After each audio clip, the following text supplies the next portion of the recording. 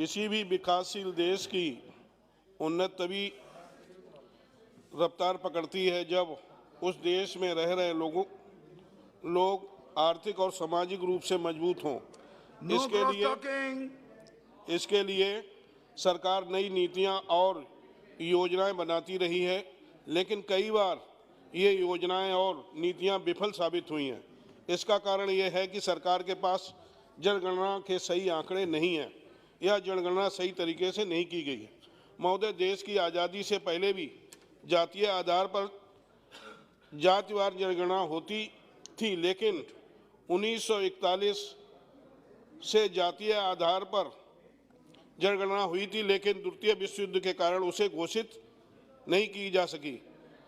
लेकिन भारत में आखिरी जात आधारित जनगणना ब्रिटिश हुकूमत में 1931 में हुई थी।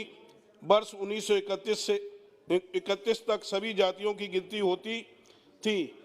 अभी तक इसी आंकड़े से काम चल रहा है। इसी आंकड़े के आधार पर बताया गया है कि ओबीसी की देश में आबादी 52% है। जनगणना की रिपोर्ट में सभी जाति की संख्या और उसकी शैक्षिक आर्थिक हालात का ब्यौरा होता है। जब देश में पशुओं की गणना भी होती है, लेकिन देश में अलग अलग प्रकार के कितने पशु हैं, गाय, भैंस, बैल, बकरा, ये सबकी जनसंख्या जो गणना हो सकती है, लेकिन जातिवार अभी तक गणना नहीं हुई है। महोदय, ज्ञात हो कि बिहार विधानसभा में जहां जेडीयू और बीजेपी की साझा सरकार है, वहां माननीय मुख्यमंत्री नीतीश कुमार द्वारा जातिगत जनगणना कराने का प्रस्ताव पास कर केंद्र सरकार के पास भेजा गया। माननीय सभापति महोदय, 2011 में जनगणना हुई थी, उसमें भारतीय जनता पार्टी और उसके घटक दल मांग करते रहे कि जातीय आधार पर जनगणना होनी चाहिए।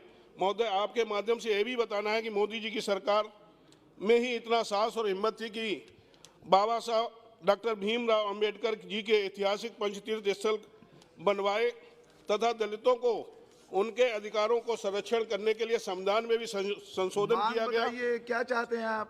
तथा 10% सामान्य वर्ग के लोगों को भी आरक्षण दिया गया।